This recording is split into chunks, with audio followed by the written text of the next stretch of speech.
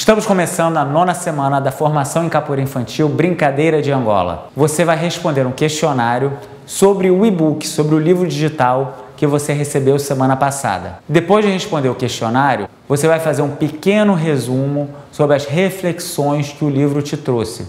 Coisa curta, pode ter 5, 6, 10 linhas, alguma coisa que te ajude a organizar os pensamentos e as reflexões que o livro te trouxe. A segunda parte vai ser conhecimento novo. E nós vamos falar de uma coisa muito importante para todo professor de capoeira: planejamento. O planejamento é fundamental para o seu sucesso profissional, porque é a única forma que você tem de garantir que o que você quer fazer vai realmente ser implementado, principalmente se você tem muitas turmas. Porque senão eu chego na escola sem nem saber para qual turma que eu estou dando aula e o que eu tenho que implementar em cada uma. Isso acontece muito com os professores, talvez já tenha acontecido com você, se você é uma pessoa experiente, se você é uma pessoa que já dá aula, talvez você já tenha chegado na escola e pensado: gente, o que eu fiz na última aula? Eu estou dando tanta aula que eu nem me lembro o que eu fiz nesta turma específica na última aula. Nós vamos agora fazer um guia para fazer uma boa aula, para fazer um bom projeto. Vamos iniciar com algo pequeno, pensando em 1 mês de trabalho, somente 4 aulas. A estrutura de planejamento do método Brincadeira de Angola começa com movimento, música e brincadeira. São 3 critérios para iniciarmos uma aula. Qual vai ser um movimento daquela aula? Digamos que vai ser o saci. Eu quero ensinar para elas o movimento do saci. O meu objetivo é trabalhar equilíbrio. Eu quero que elas consigam equilibrar numa perna e que elas trabalhem também a lateralidade, trocando de perna e equilibrando uma vez na direita, uma vez na esquerda. Então, eu vou contar uma história sobre o saci, uma história curta, que fale como o saci anda na floresta, como é que ele pula, mostrando o movimento e fazendo com as crianças o movimento de pular numa perna só. A música vai ser uma música que fale do saci. O saci pererê, pererê, pererê, o saci pererê, pererê, pererê, ou qualquer outra música que já exista ou que eu invente para o saci. E a brincadeira vai depender da minha faixa etária trabalhada. Se eu estou trabalhando com crianças muito pequenininhas, de 2 aninhos de idade, o saci pode ser simplesmente eu botando um gorro, mostrando uma foto do saci e brincando que eu vou pegá-las e que elas têm que levantar um pezinho para não ser pegas. Essa é uma coisa bem simples. Se eu tenho uma turma de 5 anos de idade, talvez eu faça um pique que elas têm que pegar umas às outras pulando num pé só. Ou talvez eu faça uma corrida de obstáculos, fazendo AU com a perna, pulando por cima de uma corda com a perna, passando num túnel com a perna. Não importa, o importante é que eu tenho uma brincadeira para que a aula seja lúdica, para que seja divertida, eu tenha um movimento, pois eu estou trabalhando uma habilidade física, corporal, e que eu tenha uma música para relacionar com a brincadeira e com o movimento. Digamos que a segunda aula fosse do Curupira. Eu ia apresentar o movimento do Curupira, a música do Curupira e a brincadeira do Curupira.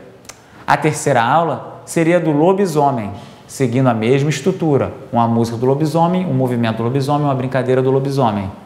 E a quarta aula eu traria a Yara, a sereia, que seria uma música, um movimento e uma brincadeira. Nestas 4 aulas, o que eu trabalhei?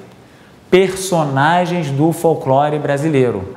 Por que eu trouxe isso para essa turma? Teve algum motivo. Pode ser que a minha turma não conheça muito bem esses personagens e eu quero mostrar para eles que é importante conhecerem a sua cultura. Pode ser que a minha turma seja uma turma que se liga muito em desenhos animados estrangeiros, que a única referência deles são heróis estrangeiros, os filmes estrangeiros, e eu quero trazer um pouco para os personagens do nosso folclore, da nossa cultura. Aqui embaixo nós temos uma ficha de projetos que é utilizada pela equipe Brincadeira de Angola. Essa ficha ela tem alguns critérios para ser utilizada. O primeiro deles é roteiro. A sua aula tem que ter roteiro, ou seja, começo, meio e fim lógicos. A brincadeira, ela tem que ter regras claras e organizadas, relacionadas com o movimento e relacionadas com a música. Não adianta você cantar Dona Maria do Gamboatá se você está fazendo a brincadeira do Saci Pererê. As músicas têm que estar relacionadas com a brincadeira de uma maneira que as crianças entendam qual é a conexão entre movimento, música e brincadeira. O segundo critério é conexão. As 4 aulas têm que estar conectadas. A primeira dando base para a segunda, que dá base para a terceira, que dá base para a quarta. E o terceiro critério é adequação à faixa etária. A brincadeira tem que ter sentido para a faixa etária com a qual você vai trabalhar. Ela não deve estar nem além das capacidades das crianças e nem aquém das capacidades das crianças. Se está fácil demais, absurdamente fácil, aquela brincadeira vai deixar as crianças entediadas. Se está muito difícil, as crianças não vão fazer, não vão realizar. Roteiro, conexão e adequação, antes de começar a escrever. Agora nós temos também o projeto detalhado. O projeto detalhado, ele tem vários critérios para ser preenchido. O primeiro deles é o nome. Qual é o nome do projeto? O seu projeto ele deve ter um nome simples, o mais simples possível. Por exemplo, se eu vou trabalhar um maculelê, eu vou chamar o meu projeto de Maculelê e não de O Guerreiro Salvador da Tribo. Isso seria um título para um filme. Nós não estamos fazendo título para filme, estamos escrevendo um nome para um projeto simples.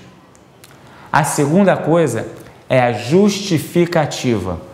Por que você está fazendo esse projeto para este grupo específico? Isso pode ser bem explicado seguindo o conceito de zona de desenvolvimento proximal de Vygotsky. Vygotsky era um russo, um intelectual, um educador, que escreveu bastante sobre educação e ele falava muito sobre os efeitos da sociedade sobre o indivíduo. O conceito de zona de desenvolvimento proximal diz que você é capaz de aprender muitas coisas, mas tem uma área que você precisa de outra pessoa te mostrando, te ensinando, te dando exemplos para você criar referências e conseguir alcançar o conhecimento. Ou seja, o conhecimento ele está num ponto, você está no outro. A zona de desenvolvimento proximal é aquilo que está entre você e o conhecimento que você pode adquirir com a mediação dos amigos, dos professores, da sociedade, da cultura. Então eu vou trabalhar tudo aquilo que está um pouquinho na frente da capacidade de realização dos meus alunos, fazendo progressivamente um aumento de suas capacidades. Já tendo um nome para o seu projeto e a justificativa do que você quer, você vai pensar em objetivos claros. O que você quer com essa turma exatamente? Digamos que o meu objetivo seja criar interação entre as crianças no jogo, ensinar as convenções de ataque e de defesa.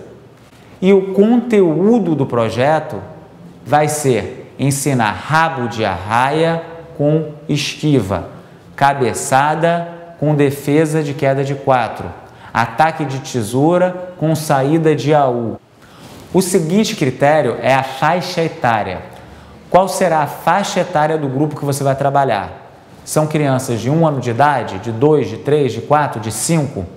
Temos que pensar na faixa etária porque ela está intimamente relacionada com quais conteúdos você vai escolher. Tendo a faixa etária bem clara, nós vamos passar para materiais necessários. Se eu vou trabalhar uma teia de aranha, eu quero que as crianças passem por cima de um elástico, fazendo AU, rastejando, pulando de sapo, utilizando diversos movimentos por cima de um elástico. O material mínimo necessário é o elástico. Se eu não tiver elástico, eu não tenho aula. Passamos para o desenvolvimento, a execução. Como que eu vou fazer cada aula? Uma tem que estar relacionada com a outra. As brincadeiras, elas têm que ter sentido. Nós temos que pensar que um conhecimento sempre é encaixado em outro. A minha primeira aula vai ser a base para a segunda vai ser a base para a terceira vai ser a base para a quarta. Todas elas têm uma linha de raciocínio que tem que ser acompanhada. Vamos pensar naquele projeto de interação com crianças de 5 anos. Se o meu objetivo era que eles aprendessem os ataques e as defesas, as convenções de ataques e defesa, eu tenho que dizer detalhadamente como que essa aula será feita, pensando na minha aula real, pensando na minha criança real, para que outra pessoa entenda o que eu estou querendo executar, que a diretora do seu colégio consiga ler o seu planejamento, entender o que você quer com aquela aula e que você mesmo, quando chega na escola, compreenda o que você está trabalhando. Depois disso, vem a avaliação. Cada aula deve ser avaliada. A avaliação ela tem a ver com os conteúdos, é o resultado, os indicadores de aprendizagem. Você deve deixar muito claro quais são os indicadores de aprendizagem. Você chegou no final do projeto, no final de 4 aulas, e o que você alcançou é exatamente igual ao que você havia planejado. Se o meu objetivo é que as crianças consigam dar cabeçada, a outra cair, isso tem que estar na minha avaliação. Veja aqui embaixo que tem links para diversos projetos que eu realizei em algumas escolas. Eu botei nesse projeto um nível de detalhamento que você precisa colocar no seu. Execução, objetivo, planejamento, justificativa, detalhes, dicas, tudo para que qualquer professor consiga implementar o mesmo projeto que eu fiz no colégio dele. E isso vai nos levar à terceira tarefa de hoje, que é o compartilhamento de conhecimento. Você vai tirar uma foto de você trabalhando, mostrando o seu preenchimento da ficha e vai postar nas suas redes sociais dizendo: olha pessoal, eu também estou trabalhando para conseguir planejar as minhas próximas 4 aulas.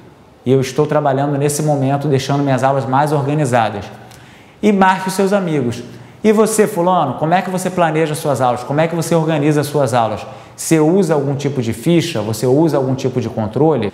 E lembre-se de nos marcar com #CapoeiraBCE, #Brincadeira de Angola, #Capoeira Educação. Nos vemos na próxima aula. Axé!